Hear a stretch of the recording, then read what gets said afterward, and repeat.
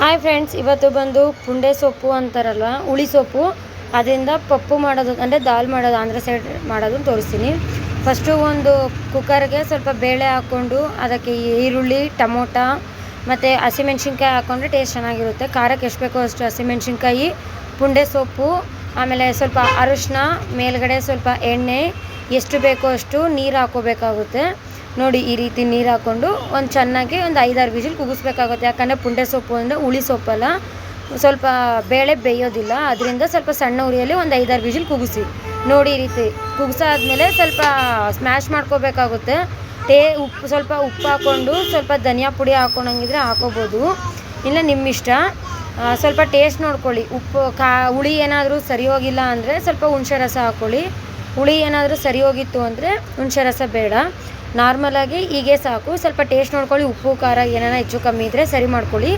ಆಮೇಲೆ ಬಂದು ಇನ್ನೊಂದು ಪಾತ್ರೆಗೆ ಬಂದು ಸ್ವಲ್ಪ ಎಣ್ಣೆ ಹಾಕಿ ಅದಕ್ಕೆ ಸಾಸಿವೆ ಜೀರಿಗೆ ಹಾಕ್ಕೊಂಡು ಅದಕ್ಕೆ ಒಂದು ಗಡ್ಡೆ ಅಷ್ಟು ಜಜ್ಜಿರೋ ಬೆಳ್ಳುಳ್ಳಿ ಹಾಕ್ಕೊಂಡು ಸ್ವಲ್ಪ ಕರಿಬೇವು ಹಾಕ್ಕೊಂಡು ಇವಾಗ ಪಪ್ಪು ಮಾಡಿರ್ತೀವಲ್ಲ ಅದನ್ನು ಸ್ಮ್ಯಾಶ್ ಮಾಡಿರೋ ಪಪ್ಪನ್ನ ಹಾಕ್ಕೊಂಡು ಚೆನ್ನಾಗಿ ಕಲಿಸ್ಕೊಂಡು ಒಗ್ಗರಣೆ ಕೊಡ್ಕೋಬೇಕಾಗುತ್ತೆ. ನೋಡಿ ಫ್ರೆಂಡ್ಸ್, ಇವಾಗ ಬಂದು ಮಂತ್ರಾಲಯಕ್ಕೆ ಹೋಗ್ತಾ ಇದ್ವಿ.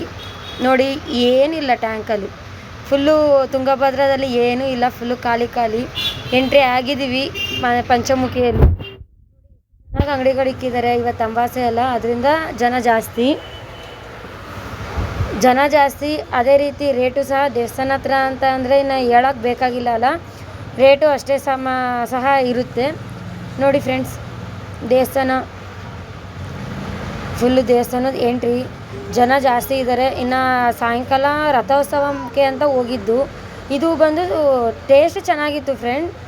ಆಮೇಲೆ ಬಂದು ಅದ್ರ ಜೊತೆ ಅಂದರೆ ಸೋಯಾ ಕಬಾಬ್ ಅಂತೆ, ಅದ್ರ ಜೊತೆ ಬಂದು ಸೋಡಾ ಕುಡಿದ್ರೆ ಚೆನ್ನಾಗಿರುತ್ತೆ ಅಂಥೇಳಿ ಸೋಯಾ ಕಬಾಬು ಮತ್ತು ಸೋಡಾ ಹಾಕಿಸ್ಕೊತಾ ಇದ್ದೀನಿ. ಸೋಡಾನು ಟೇಸ್ಟ್ ಚೆನ್ನಾಗಿತ್ತು, ಸೋಯಾ ಕಬಾಬ್ ಜೊತೆ ಚೆನ್ನಾಗಿತ್ತು. ಸೋಯಾ ಕಬಾಬು ಸಹ ಕ್ರಿಸ್ಪಿಯಾಗಿರಲಿಲ್ಲ, ಟೇಸ್ಟು ಚೆನ್ನಾಗಿತ್ತು. ಹೇಗೆ ಮಾಡ್ತಾರೋ ಏನೋ ಅದರ ಬಗ್ಗೆ ಐಡಿಯಾ ಇಲ್ಲ. ಆಮೇಲೆ ಬಂದು ಎಲ್ಲ ಮುಗ್ದಾದ್ಮೇಲೆ ರಥೋತ್ಸವಕ್ಕೆ ಹೋಗೋಣ ಅಂತ ಅಂದ್ಕೊಂಡ್ವಿ. ರಥೋತ್ಸವ ಮುಗಿಸ್ಕೊಂಬರೋದ್ರೊಳಗಡೆ ಫುಲ್ಲು ಮಳೆ, ಅದರಿಂದ ಬಂದು ದೂರದಿಂದ ನೋಡಿಕೊಂಡು ರಥೋತ್ಸವ ಮುಗಿಸ್ಕೊಂಬಂದ್ವಿ. ಇನ್ನು ಬರಬೇಕಾದ್ರೂ ಅಲ್ಲಿ ದೇವಸ್ಥಾನಕ್ಕೆ ರಾಘವೇಂದ್ರ ದೇವಸ್ಥಾನಕ್ಕೆ ಹೋಗ್ಬಿಟ್ಟು ಬರೋಣ ಅಂದ್ಕೊಂಡ್ರೆ ಅದು ಸಹ ಆಗಲಿಲ್ಲ. ಅದರಿಂದ ಪ್ಲೀಸ್ ನನ್ನ ವಿಡಿಯೋ ಇಷ್ಟ ಆದರೆ ಲೈಕ್ ಮಾಡಿ.